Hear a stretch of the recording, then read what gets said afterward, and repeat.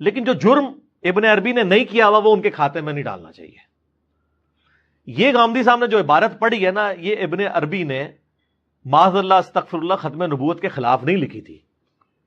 میں غامدی صاحب کے لیے سخت جملہ نہیں بولتا چونکہ وہ بھی اپنے مخالفین کے نہیں بولتے، میں انہی کی لینگویج میں ان کو جواب دیتا ہوں کہ بڑی مشکل سے آپ کے بارے میں حسن ظن قائم رہتا ہے. آپ کے سامنے جناب ابن عربی کی وہ مکمل عبارت پیش کریں گے، اس کا ترجمہ آپ کی خدمت میں پیش کریں گے اور اس عبارت کا پس منظر اور پیش منظر عرض کریں گے. سن 1993 میں جاوید احمد غامدی صاحب نے ایک مضمون لکھا. اس مضمون کا عنوان تھا اسلام اور تصوف. یہ مضمون غامدی صاحب کی کتاب برہان میں موجود ہے. اس مضمون میں غامدی صاحب نے توحید، نبوت، شریعت اور قیامت کے حوالے سے ہمارے جلیل القدر صوفیاء اکرام کا نقطہ نظر ان کی اپنی کتابوں کے اقتباسات نقل کر کے پیش کیا. اس ضمن میں کم و بیش 40 کے قریب حوالے اپنی کتاب میں نقل کیے. غامدی صاحب توحید پر گفتگو کرنے کے بعد نبوت کو زیر بحث بناتے ہیں. نبوت کے باب میں سب سے پہلے وہ اپنا نقطہ نظر لکھتے ہیں. غامدی صاحب لکھتے ہیں نبوت، قرآن کی روح سے نبوت محمد عربی صلی اللہ علیہ وسلم پر ختم ہو گئی ہے. اس کے معنی یہ ہے کہ اب نہ کسی کے لیے وحی و الہام اور مشاہدہ غیب کا کوئی امکان ہے اور نہ اس بنا پر کوئی عصمت و حفاظت اب کسی کو حاصل ہو سکتی ہے. ختم نبوت کے یہ معنی خود نبی صلی اللہ علیہ وسلم نے بصراحت بیان فرمائے ہیں. آپ کا ارشاد ہے لم یبق من النبوۃ الا المبشرات قالوا وما المبشرات قال الرؤیا الصالحہ. نبوت میں سے صرف مبشرات باقی رہ گئے ہیں. لوگوں نے پوچھا یہ مبشرات کیا ہیں؟ نبی صلی اللہ علیہ وسلم نے فرمایا اچھا خواب. اس کے بعد غامدی صاحب اپنی کتاب کے اسی مضمون میں اہل تصوف کے نبوت کے حوالے سے مختلف افکار کو پیش کرتے ہیں. غامدی صاحب لکھتے ہیں اہل تصوف کے دین میں یہ سب چیزیں اب بھی حاصل ہو سکتی ہیں. ان کے نزدیک یعنی اہل تصوف کے نزدیک اب بھی وحی آتی ہے، فرشتے اب بھی اترتے ہیں، عالم غیب کا مشاہدہ اب بھی ہوتا ہے اور ان کے اکابر اللہ کی ہدایت اب بھی وہیں سے پاتے ہیں جہاں سے جبریل امین اسے پاتے اور جہاں سے کبھی اللہ کے نبیوں نے پائی تھی. اس کے بعد غامدی صاحب اپنے اسی مضمون میں مختلف صوفیاء کرام کی کتابوں سے اقتباسات نقل کرتے ہیں. مثلا امام غزالی، شاہ اسماعیل شہید، شہاب الدین سہروردی، عبد القریم جیلی، شیخ احمد سرندی، ابو القاسم القشیری کے اقتباسات نقل کرنے کے بعد غامدی صاحب ابن عربی کا ایک اقتباس نقل کرتے ہیں. نبوت کے بارے میں ابن عربی کا نقطہ نظر بیان کرتے ہوئے غامدی صاحب اپنی کتاب برہان کے صفحہ 198 پر لکھتے ہیں کہ ابن عربی بصراحت کہتے ہیں کہ ختم نبوت کے معنی صرف یہ ہیں کہ منصب تشریع اب کسی شخص کو حاصل نہ ہوگا. نبوت کا مقام اور اس کے کمالات اسی طرح باقی ہیں اور اب بھی حاصل ہو سکتے ہیں. اس کے بعد غامدی صاحب اپنے اس دعوے کی دلیل میں ابن عربی کی کتاب فتوحات مکیہ کا ایک اقتباس نقل کرتے ہیں. ابن عربی لکھتے ہیں چنانچہ جو نبوت نبی صلی اللہ علیہ وسلم پر ختم ہوئی وہ محض تشریعی نبوت ہے. نبوت کا مقام ابھی باقی ہے. اس وجہ سے بات صرف یہ ہے کہ اب کوئی نئی شریعت نبی صلی اللہ علیہ وسلم کی شریعت کو نہ منسوخ کرے گی اور نہ آپ کے قانون میں کسی نئے قانون کا اضافہ کرے گی. حضور صلی اللہ علیہ وسلم کا یہ ارشاد کہ نبوت و رسالت ختم ہو گئی اس لیے میرے بعد اب کوئی رسول اور نبی نہ ہوگا، در حقیقت اسی مدعا کا بیان ہے. آپ کے ارشاد کا مطلب یہی ہے کہ میرے بعد کوئی ایسا نبی نہیں ہوگا جس کی شریعت میری شریعت کے خلاف ہو، بلکہ جب ہوگا تو میری شریعت ہی کا پیرو ہوگا. غامدی صاحب کے اس دعوے اور ابن عربی کے بیان کردہ اقتباس پر بعض اہل علم نے یہ علمی اعتراض اٹھایا کہ غامدی صاحب نے نہ صرف یہ کہ ابن عربی کی کتاب ان کی کتاب فتوحات مکیہ سے آؤٹ آف کانٹیکسٹ نقل کی ہے، بلکہ جو نتیجہ اس سے برآمد کیا ہے وہ بھی کسی طرح درست نہیں ہے. مختلف صاحبان علم کہتے ہیں آپ کے سامنے جناب ابن عربی کی وہ مکمل عبارت پیش کریں گے، اس کا ترجمہ آپ کی خدمت میں پیش کریں گے اور اس عبارت کا پس منظر اور پیش منظر عرض کریں گے. ابن عربی رحمہ اللہ کی عبارت ہم ان کی کتاب فتوحات مکیہ جلد 3 صفحہ 6 کے حوالے سے آپ کے سامنے حرف بحرف پیش کرتے ہیں. یہ اس لیے فإنہ لا خلاف، اس میں کوئی اختلاف نہیں ہے، ان عیسیٰ نبی، کہ عیسیٰ نبی ہیں، ورسول، اور اللہ کے رسول ہیں، وانہ لا خلاف انہ ینزل فی آخر الزمان حکما، اور اس میں کوئی اختلاف نہیں ہے کہ حضرت عیسیٰ علیہ السلام آخری زمانے میں हाकिम की हैसियत से नाजिल होंगे, मुक़सितन अदलन, आदल के साथ फैसला करने वाले होंगे, बिशरइना, हमारी ही शरीयत के मुताबिक फैसला करेंगे, ला बिशरइन आखर, किसी और शरीयत के मुताबिक फैसला नहीं करेंगे, वला बिशरइहिल्लज़ी तअब्बदल्लाह बिही बनी इसराइल, और ना ही उस शरीयत के मुताबिक फैसला करेंगे जिस शरीयत के मुताबिक वो बनु इसराइल में इबादत किया करते थे। तो ये सारी की सारी बात जो इब्ने अरबी ने की, ये तमहीद थी हजरत ईसा अलैहिस्सलाम के नुज़ूल के लिए।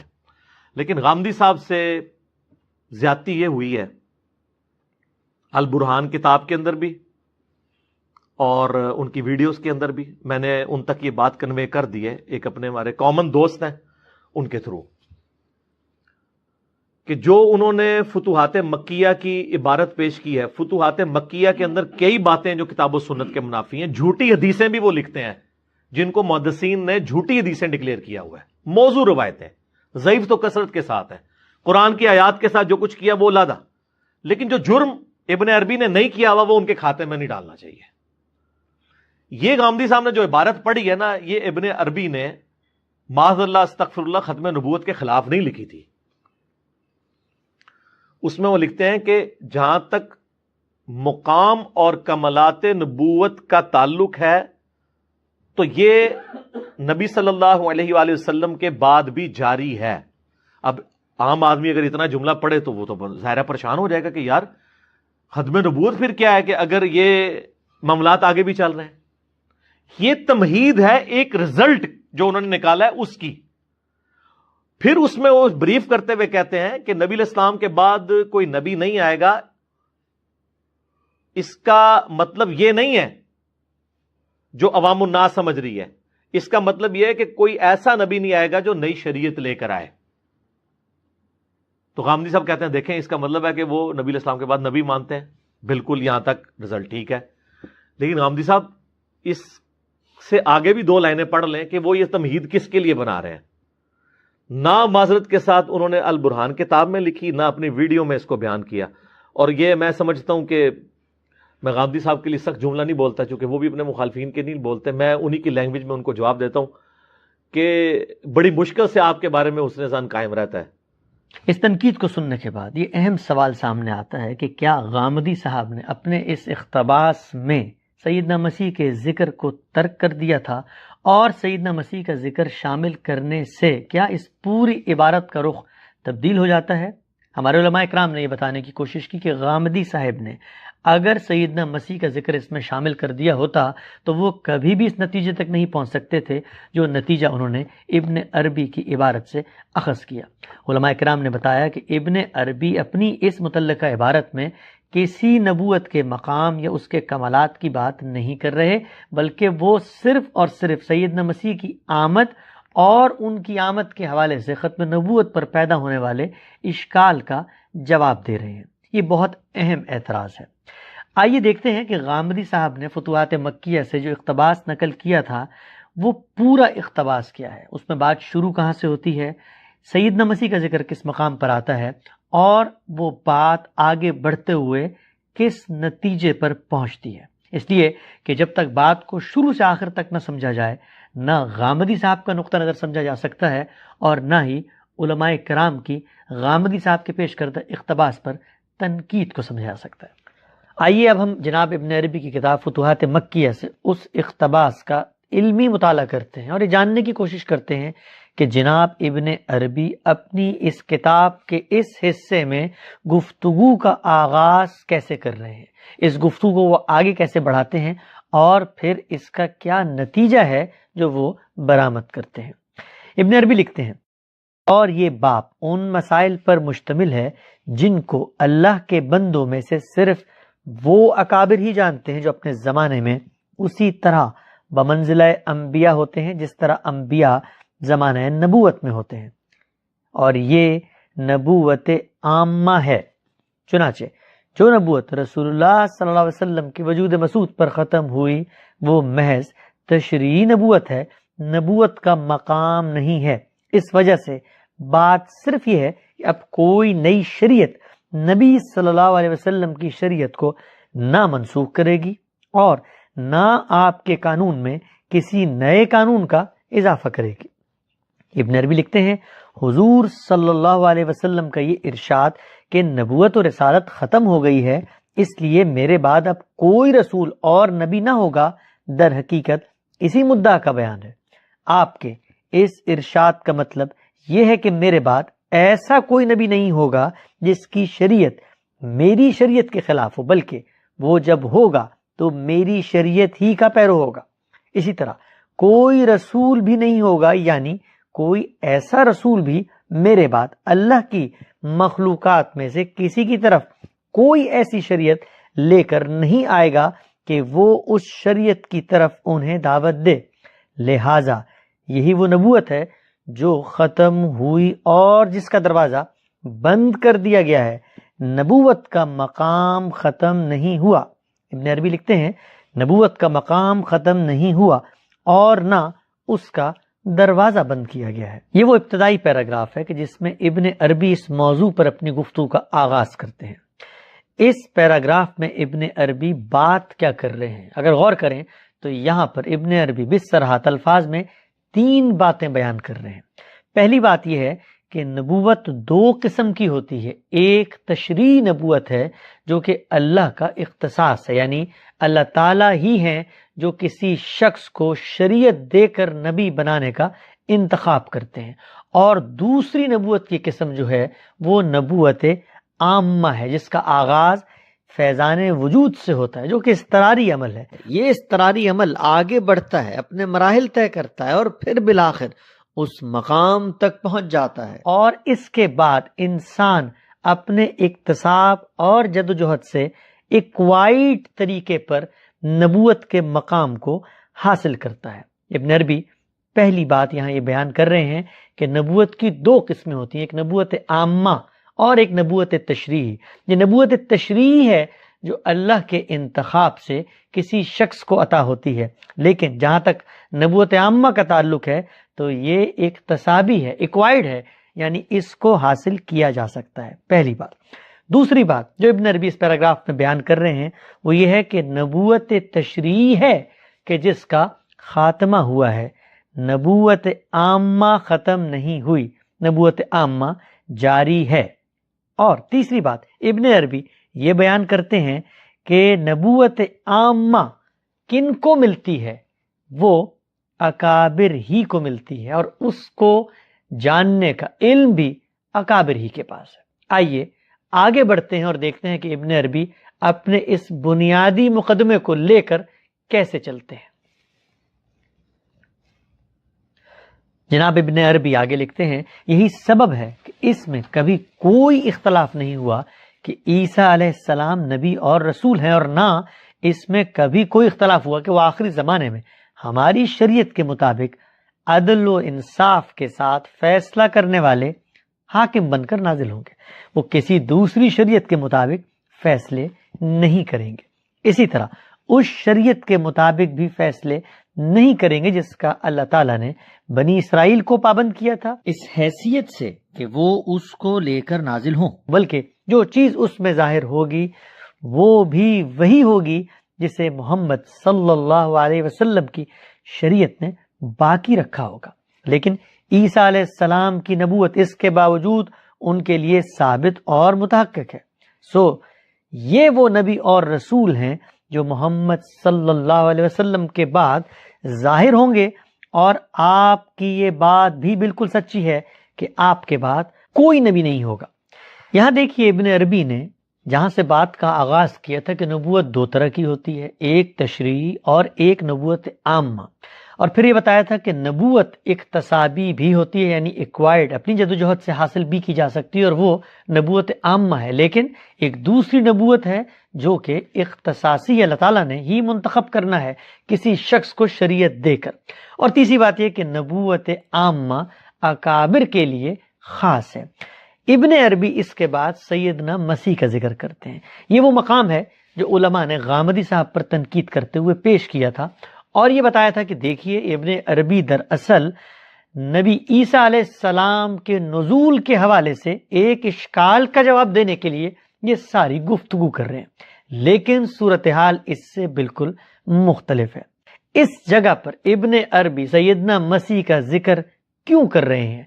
اگر غور کریں تو یہ بات بالکل واضح ہو جاتی ہے کہ ابن عربی اس سوال کا جواب دے رہے ہیں کہ نبوت کی اگر یہ دو قسمیں موجود ہیں اور جو نبوت عامہ ہے وہ جاری ہے، تو پھر سیدنا مسیح علیہ السلام جو دنیا میں تشریف لائیں گے تو وہ کس حیثیت میں لائیں گے؟ ابن عربی اپنے اسی تصور نبوت عامہ کی مثال کے طور پر جناب عیسیٰ علیہ السلام کا تذکرہ کرتے ہیں اور یہ بتاتے ہیں کہ سیدنا مسیح نے بھی در حقیقت اسی تصور نبوت کے تحت دوبارہ آنا ہے، یعنی وہ کوئی تشریعی نبی یا رسول تو نہیں ہے، لیکن انہوں نے آنا ہے اور ختم نبوت ہو چکا ہے، تو وہ کیسے تشریف لائیں گے؟ وہ در حقیقت نبوت عامہ کے اسی اصول کے تحت تشریف لائیں گے جو اب قیامت تک جاری ہے۔ جناب ابن عربی نے اس مقام پر سیدنا مسیح کی مثال اپنے تصور نبوت عامہ کی ایک مثال کے طور پہ پیش کی ہے اور اس اشکال کو حل کیا ہے کہ ختم نبوت کے بعد سیدنا مسیح کی آمد اگر ہوگی تو کیسے ہوگی۔ ابن عربی نے بتایا کہ ان کی آمد بھی اسی اصول کے تحت ہوگی جس اصول کو ہم نے ابتدا میں بیان کیا، اور ہم نے یہ بتایا کہ جو نبوت اکتسابی ہے اس میں شریعت نہیں ہوتی۔ چنانچہ دیکھیے کہ سیدنا مسیح بھی تشریف لائیں گے اور ان کے پاس بھی شریعت نہیں ہوگی۔ آگے دیکھیے کہ ابن عربی اپنی بات کو کیسے آگے بڑھاتے ہیں۔ جناب ابن عربی لکھتے ہیں، سو ہم نے پوری قطعیت کے ساتھ جان لیا کہ آپ کی مراد یعنی رسول اللہ صلی اللہ علیہ وسلم کی مراد اس قول سے کہ آپ کے بعد کوئی نبی نہیں ہوگا خاص کر تشریعی نبوت تھی۔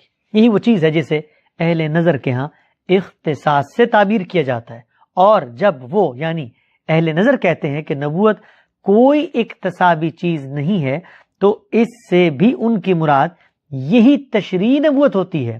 رہے وہ لوگ جو اکتساب نبوت کے قائل ہیں تو اس سے وہ اللہ کے ہاں خاص اس مقام نبوت کا حصول ہی مراد لیتے ہیں جس میں کوئی شریعت نہیں ہوتی، نہ ان کے لیے اور نہ دوسروں کے لیے۔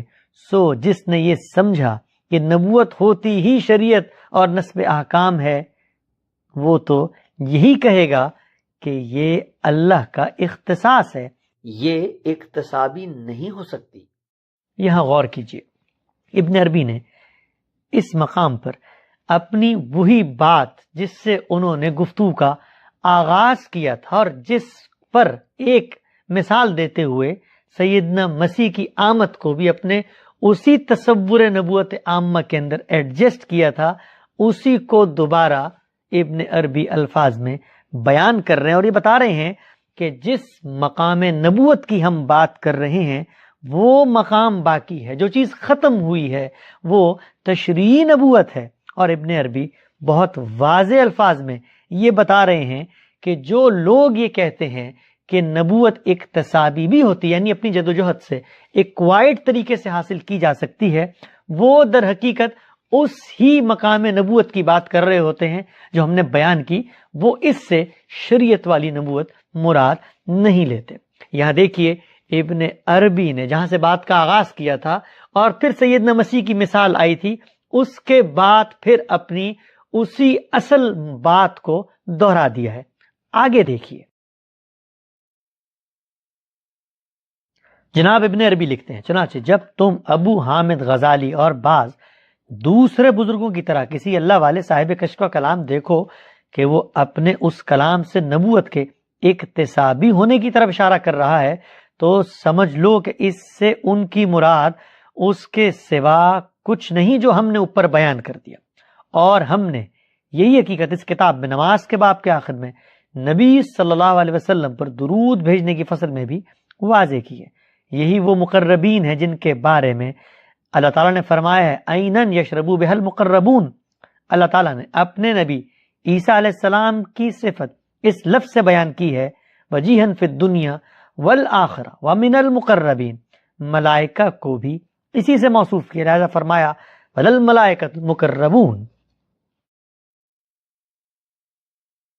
یہاں دیکھیے ابن عربی نے امام ابو حامد غزالی کا حوالہ دے کر یہ کہا کہ وہ اصولی بات، وہ ابتدائی بات جو ہم نے بیان کی تھی کہ نبوت عامہ اور نبوت تشریع دو مختلف چیزیں ہیں، تو امام ابو حامد غزالی کے کلام میں بھی اسی بات کے اشارے ملتے ہیں. یعنی ابن عربی کے مطابق امام ابو حامد غزالی بھی در حقیقت اسی نبوت عامہ کے تصور کو پیش کر رہے ہیں. ابن عربی اپنی اس اقتباس میں یہ بھی بیان کرتے ہیں کہ یہ جو مقام نبوت ہے جن کو حاصل ہوتا ہے انہی کے بارے میں قرآن مجید میں یہ کہا گیا ہے کہ وہی تو لوگ ہیں جو مقربون ہیں، اور سیدنا مسیح کو جن کی آمد ختم نبوت کے بعد اسی نبوت عامہ کے تصور کے ساتھ ہوگی، کیونکہ وہ بغیر شریعت کے نبی اور رسول کی حیثیت سے ہی آتے ہیں، تو ان کو بھی قرآن مجید نے مقربون ہی میں شمار کیا ہے. اور اسی طریقے سے وہ فرشتے جن کو اللہ تعالیٰ نے یہ مقام دیا ہوا ہے لیکن ان کے پاس شریعت نہیں، وہ بھی در حقیقت اللہ کی نظر میں قرآن مجید نے یہ جو صفت بیان کی ہے مقربین کی، انہی میں شمار ہوتے ہیں. اس کے بعد آگے دیکھیے ابن عربی اپنی اس بات کو آگے کیسے بڑھاتے ہیں. جناب ابن عربی لکھتے ہیں، پھر یہ بات بھی قطعیت کے ساتھ معلوم ہے کہ جبریل رسول اللہ صلی اللہ علیہ وسلم پر وحی لے کر نازل ہوتے تھے، لیکن اس کے باوجود کہ وہ اسی مقام کے حامل تھے، شریعت میں ان پر لفظ نبی کا اطلاق نہیں کیا گیا. سو بالکل واضح ہو گیا کہ نبوت اللہ کے نزدیک ایک مقام ہے. یہ جملہ ہم دوبارہ پڑھتے ہیں. سو بالکل واضح ہو گیا کہ نبوت اللہ کے نزدیک ایک مقام ہے جو انسانوں کو ملتا ہے، اور وہ انسانوں میں سے اکابر کے لیے خاص ہے. ابن عربی اپنی کتاب فتوحات مکیہ کے اسی اقتباس میں لکھتے ہیں کہ نبوت اللہ کے نزدیک ایک مقام ہے جو انسانوں کو ملتا ہے، اور وہ انسانوں میں سے اکابر کے لیے خاص ہے. یہ شریعت والے نبی کو بھی دیا جاتا ہے، اور اس شریعت والے نبی کے تابع کو بھی جو اسی کے طریقے پر چلتا ہے. اللہ تعالیٰ نے فرمایا ہے، اور اس کے بھائی ہارون کو ہم نے اپنی عنایت سے نبی بنا کر اسے دے دیا. چنانچہ جب اس مقام نبوت کو تابع کی نسبت سے دیکھا جاتا ہے، اور اس لحاظ سے کہ اس کو یہ مقام اس کی اتباع سے حاصل ہوا، تو اس مقام کے حامل کو مکتسب اور اس اتباع کے لیے اس کی جدوجہد کو اکتساب کا نام دیا جاتا ہے. جبکہ اس کے پاس اس کے پروردگار کی طرف سے کوئی ایسی شریعت نہیں آئی ہوتی جو اس کے ساتھ خاص ہو، اور نہ کوئی ایسی شریعت جسے وہ دوسروں کو پہنچائے. ہارون علیہ السلام ایسے ہی نبی تھے.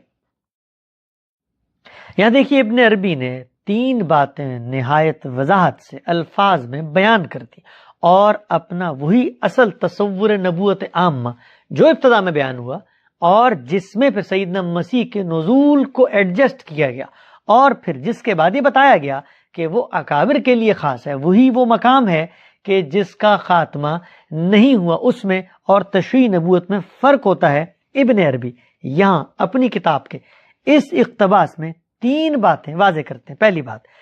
پہلی بات یہ کہ دیکھیے جبریل علیہ السلام بھی اللہ کے مقرب بندوں میں شمار ہوتا ہے، اور ان کو بھی وہی ملتی تھی لیکن وہ شریعت نہیں رکھتے تھے. چنانچہ یہی وہ مقام ہے نبوت عامہ کا جو ان کو بھی حاصل ہوا تھا. اسی طریقے سے آگے لکھتے ہیں کہ ہارون علیہ السلام بھی ایک نبی کے تابع کی حیثیت سے آئے تھے، ان کے پاس بھی کوئی مستقل الگ شریعت نہیں تھی. چنانچہ وہ بھی اسی نبوت عامہ کے تصور کے تحت اس مقام تک پہنچ گئے تھے. اس کے بعد ابن عربی اپنی اس کتاب کے اس اقتباس میں ایک بات نہایت وضاحت سے کہتے ہیں. ہم ان کی بات کو دوبارہ پڑھتے ہیں. ابن عربی کہتے ہیں نبوت اللہ کے نزدیک ایک مقام ہے جو انسانوں کو ملتا ہے، اور وہ انسانوں میں سے اکابر کے لیے خاص. یہ شریعت والے نبی کو بھی دیا جاتا ہے، اور اس شریعت والے نبی کے تابع کو بھی جو اسی کے طریقے پر چلتا ہے. تو یہ پورا اقتباس سیدنا مسیح کے تذکرے کے بعد ابن عربی بیان کر رہے ہیں. آگے سنیے. ابن عربی لکھتے ہیں اس مقام کا وجود متحقق ہے، لیکن ہم نے اس پر لفظ نبوت کے اطلاق کا دروازہ بند کر دیا ہے تاکہ کوئی خیال کرنے والا یہ خیال نہ کرے کہ نبوت کے اس لفظ کا اطلاق کرنے والا یہ شخص اس سے شریعت والی نبوت مراد لے رہا ہے اور اس طرح غلطی میں پڑ جائے، جس طرح کے بعض لوگوں نے امام ابو حامد غزالی کے بارے میں یہی خیال کیا اور کہنے لگے کہ انہوں نے کیمیائے سعادت اور بعض دوسری کتابوں میں نبوت کے اکتساب کی بات کی ہے۔ ہم اس سے اللہ کی پناہ مانگتے ہیں کہ ابو حامد کی مراد اس سے کچھ مختلف ہو جو ہم نے اوپر بیان کیا۔ اللہ نے چاہا تو ہم آگے اس مقام کے ساتھ خاص ان اسرار کا ذکر کریں گے جو اس کے حاملین سے مختص ہوتے ہیں، وہ اسرار جنہیں وہی جانتے ہیں جن کو وہ حاصل ہو جاتے ہیں۔ یہاں دیکھیے آخر میں ابن عربی نے اپنی پوری بحث کا خلاصہ بیان کر دیا ہے۔ یہاں پر بھی ابن عربی 3 باتیں بیان کر رہے ہیں۔ پہلی بات کہ یہ جو پورا تصور ہم نے اسٹیبلش کیا، جس کی مثالیں ہم نے بتائیں، جس کے تحت سیدنا مسیح کی آمد ثانی کو ہم نے ایڈجسٹ کیا ہے، ہم نے بتایا کہ ہارون بھی کس نوعیت کے نبی تھے، ہم نے بتایا کہ نبوت ایک مقام ہے جو انسانوں کو حاصل ہوتی ہے اور اکابر کے لیے خاص ہے۔ اسی کے بارے میں ابن عربی اپنے اس اقتباس کے آغاز میں کہتے ہیں کہ اس مقام کا وجود متحقق ہے، یعنی یہ ایک ثابت شدہ حقیقت ہے کہ نبوت کی 2 قسمیں، ایک تشریعی اور ایک نبوت عامہ۔ اور ابن عربی یہ کہتے ہیں کہ یہ بات بھی ثابت شدہ ہے۔ دوسری بات کہ نبوت عامہ اکتسابی ہے، ایکوائرڈ ہے، انسان حاصل کرتا ہے اور انسانوں میں سے اکابر کے لیے خاص ہے۔ لیکن تیسری بات ابن عربی بیان کرتے ہیں کہ کسی کو غلط فہمی نہ ہو کہ ہم جب اس نبوت عامہ کا اطلاق کسی شخص پہ کریں یا اس کو اپنا لیں تو لوگ یہ خلط مبحث کا شکار نہ ہوں کہ ہم اس سے شریعت والی نبوت مراد لے رہے ہیں۔ چنانچہ اس وجہ سے ہم نبوت کا لفظ اپنے لیے اختیار نہیں کرتے، لیکن یہ مقام بھی موجود ہے اور اس مقام کا نتیجہ بھی موجود ہے۔ یہ ایک ثابت شدہ حقیقت ہے جو انسانوں میں سے اکابر کو حاصل ہوتی ہے اور اپنے اکتساب سے حاصل ہوتی ہے۔ اس سب کے بعد آئیے ایک دفعہ پھر جاوید احمد غامدی صاحب کی کتاب برہان میں اسلام اور تصوف کے زیر عنوان ابن عربی کا نبوت کے حوالے سے جو نقطہ نظر غامدی صاحب نے لکھا تھا اس کو پڑھتے ہیں۔ غامدی صاحب نے لکھا تھا کہ ابن عربی بصراحت کہتے ہیں کہ ختم نبوت کے معنی صرف یہ ہیں کہ منصب تشریع اب کسی شخص کو حاصل نہ ہوگا، نبوت کا مقام اور اس کے کمالات اسی طرح باقی ہیں اور یہ اب بھی حاصل ہو سکتے ہیں۔ ابن عربی کی کتاب فتوحات مکیہ کی جلد 3 صفحہ 6 کے تفصیلی مطالعے کے بعد یہ بات 2 اور 2 4 کی طرح واضح ہو جاتی ہے کہ غامدی صاحب نے ابن عربی کی نبوت کے حوالے سے جو رائے نقل کی وہ وہی رائے ہے جسے ابن عربی نے اپنی کتاب میں پوری خوبی، تفصیل اور صراحت کے ساتھ بیان کیا۔ اور اس سوال کا جواب ان ناقدین کے ذمہ ہے کہ وہ بتائیں کہ ابن عربی کی ان عبارتوں میں مقام نبوت، کمالات نبوت، نبوت کے اکتسابی ہونے، امام غزالی کے اسی تصور نبوت عامہ، مسیح، جبرائیل اور ہارون علیہ السلام کی نبوت کی نوعیت کی اس پوری بحث کا کیا مطلب ہے، اور ابن عربی کی عبارتوں کے دفاع سے فارغ ہو کر سب سے اہم سوال کہ یہ پورا تصور نبوت عامہ اللہ کی کتاب قرآن مجید میں کس مقام پر بیان ہوا ہے۔